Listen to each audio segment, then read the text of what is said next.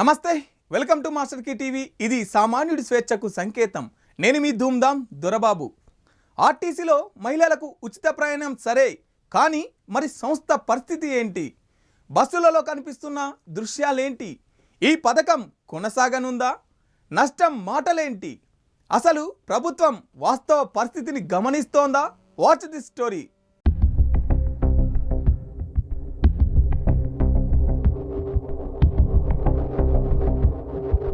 RTC బస్సులలో మహిళలు 60% occupancy. ప్రతి బస్సులోనూ 60% ఆదాయం డౌన్.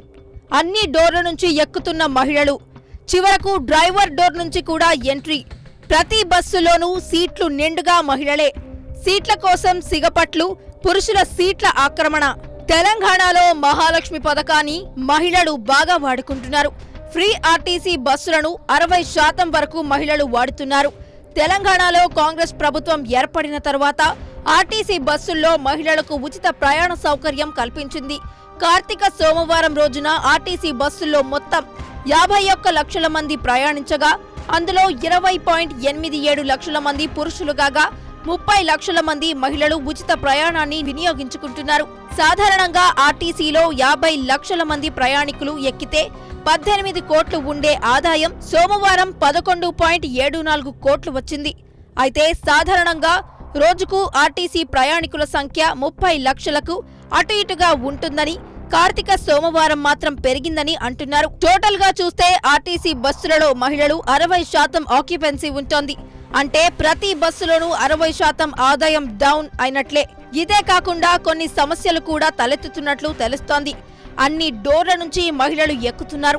చివరకు డ్రైవర్ డోర్ నుంచి కూడా ఎంట్రీ అవుతున్నారు. ప్రతి బస్సులోనూ సీట్లు నిండుగా మహిళలే ఉండడం ఒక ఎత్తైతే, సీట్ల కోసం మహిళల మధ్యనే సిగపట్లు ప్రారంభమయ్యాయి. చివరకు పురుషుల సీట్లు ఆక్రమించడంతో తాము నిలబడి ప్రయాణించాల్సి వస్తోందని పురుష ప్రయాణికులు వాపోతున్నారు.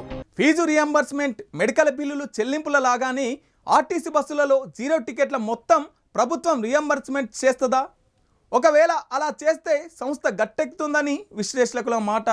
మరోవైపు మహిళలకు ఉచిత ప్రయాణం వల్ల ఆటోలు ఎవరు ఎక్కడం లేదని ఆటో డ్రైవర్లు లబోదిబోమంటున్నారు. మరి వారి గోడు పట్టించుకునే వారెవరు?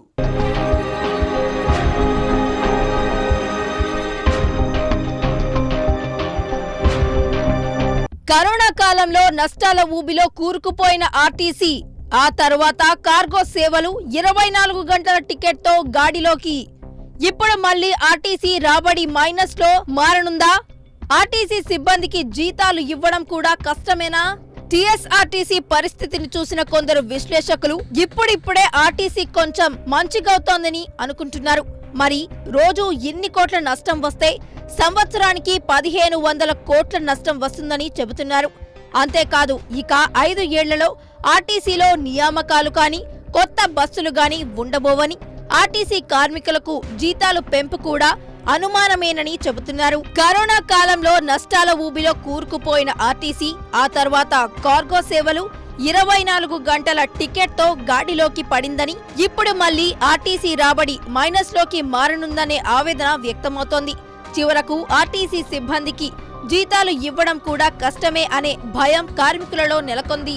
మహిళలకు 0 టికెట్ అంటూ ప్రచారం జరిగింది, కానీ ఆ విధానం అమలులోకి రాలేదు. దీంతో బస్సులలో మహిళా జనం ఎక్కడైనా ఎక్కవచ్చు, ఎక్కడైనా దిగవచ్చు అనే చందంగా మారింది. కండక్టర్ అటువైపుగా వెళ్లడం లేదు. మరి లెక్కా పక్కా లేని బస్సుల తీరును ఎలా నియంత్రిస్తారో తెలియని అయోమయం నెలకొన్నది.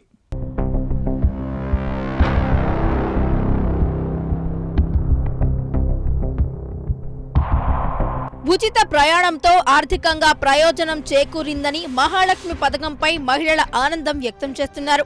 రాష్ట్రంలో పల్లె వెలుగు ఎక్స్ప్రెస్ బస్సుల్లో ఉచితంగా ప్రయాణ సౌకర్యం కల్పించడంపై మహిళలు హర్షాన్ని వ్యక్తం చేస్తున్నారు. డబ్బులు లేక గతంలో ఇబ్బందులు పడ్డామని, ఇప్పుడు ప్రభుత్వ నిర్ణయంతో ఉచితంగా బస్సులో ప్రయాణం చేస్తున్నామని చెబుతున్నారు. కాంగ్రెస్ అధికారంలోకి రాగానే మహిళలకు ఇచ్చిన మాట నిలబెట్టుకుందని తెలిపారు.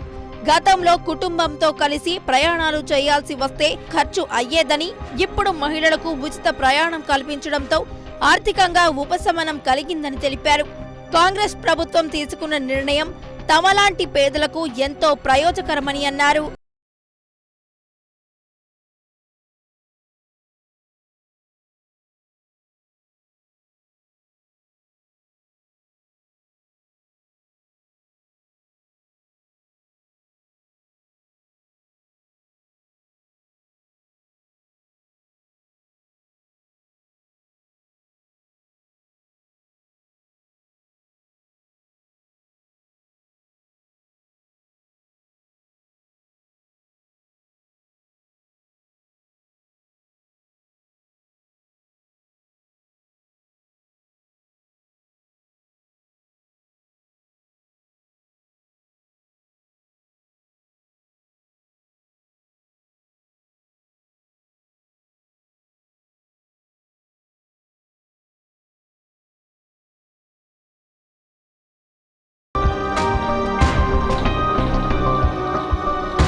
ఆర్టీసీలో మహిళల ప్రయాణం అనేది అజమాయిషీ లేని పరిస్థితికి చేరుకొని అసలు లబ్ధిదారుల కంటే అందరూ లబ్ధి పొందుతున్న పరిస్థితుల్లో ప్రభుత్వం దీనిపై ఆంక్షలు పెట్టనుందా అనే చర్చ మొదలైంది.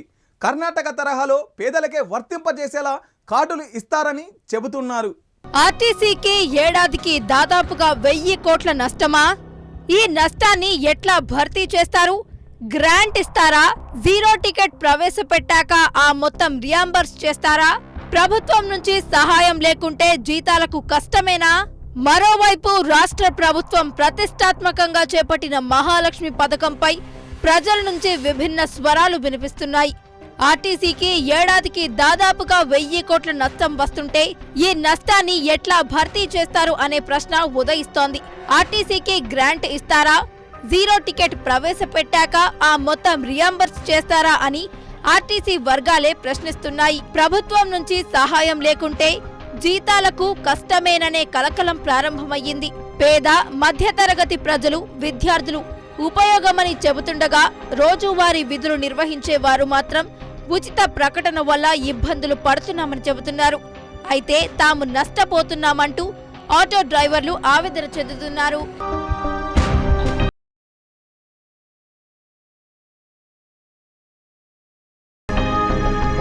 ప్రతి బస్సులోనూ వెనక డోర్ వద్దనే కండక్టర్. ప్రతి ట్రిప్కు దాదాపుగా 25% కలెక్షన్. జీరో టికెట్ కోసం మిషన్లో మార్పులు చేయలేదు. అందుకే జీరో టికెట్ ఇవ్వలేకపోతున్న కండక్టర్లు. ప్రస్తుతం ఎందరు ఎక్కుతున్నారో తెలియని స్థితి. కొంతమంది అయితే ఫ్రీ బస్ స్కీమ్ అనేది మెచ్చుకోదగ్గ ఐడియా అయితే కాదని అంటున్నారు.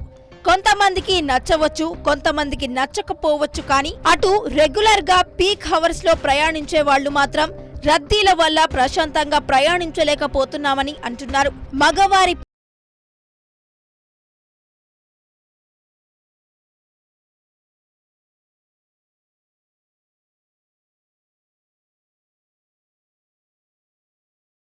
బ్యాలెన్స్ చేయకపోతే ప్రభుత్వ ఖజానాలపై అదనపు భారం పడనుందని అంటున్నారు. బస్సులో పరిస్థితి గమనిస్తే ప్రతి బస్సులోనూ వెనక డోర్ వద్దనే కండక్టర్ ఉంటున్నారు. ప్రతి ట్రిప్కు దాదాపుగా 25% మాత్రమే కలెక్షన్ అవుతోందని అంటున్నారు. ఫ్రంట్ డోర్ నుంచి మహిళలు ఎక్కడం, దిగడమే గాని వారిని కనీసం లెక్కించే పరిస్థితి కూడా లేదు. జీరో టికెట్ కోసం మిషన్లో మార్పులు చేయకపోవడంతో జీరో టికెట్ ఇవ్వలేకపోతున్నామని కండక్టర్లు అంటున్నారు. దీనివల్ల ప్రస్తుతం ఎందరు ఎక్కుతున్నారో తెలియని స్థితి నెలకొందని వారు చెబుతున్నారు.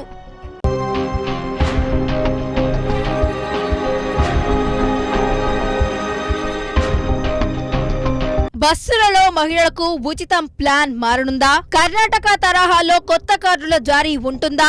ఇతర రాష్ట్రాల ప్రయాణికులకు పథకం వర్తించదా? ప్రభుత్వ ఉద్యోగులు, ట్యాక్స్ పేయర్స్ కు ఉండదా? సిటీలో ఏసీ బస్సుల సంఖ్యను పెంచేస్తారా? ప్రస్తుతం నడుస్తున్న అస్తవ్యస్త ఉచిత ప్రయాణం స్కీమ్ కు మార్గాంతరం ఏంటి? తెలంగాణ మహిళలకే ప్రయోజనం కలగాలంటే ఏం చేయాలి అనే చర్చ కూడా అప్పుడే ప్రారంభమయ్యింది. బస్సులలో మహిళలకు ఉచితం ప్లాన్ మారనుందనే వాదన కూడా ఉంది. కర్ణాటక తరహాలో కొత్త కార్డుల జారీ ఉంటుందని చెబుతున్నారు. దీనివల్ల ఇతర రాష్ట్రాల ప్రయాణికులకు పథకం వర్తించకుండా తెలంగాణ మహిళలకే ప్రయోజనం చేకూర్చే అవకాశం ఉంది. ప్రభుత్వ ఉద్యోగులు, ట్యాక్స్ పేయర్స్ కూడా ఉచిత ప్రయాణం ఇవ్వకుండా కేవలం పేదలకే వర్తింపజేస్తారనే చర్చ నడుస్తోంది. అంతేకాకుండా సిటీలో ఏసీ బస్సుల సంఖ్యను పెంచేయడం ద్వారా సిటీ, ఆర్డినరీ సర్వీసులు తగ్గించేస్తారన్న వార్తలు కూడా వస్తున్నాయి.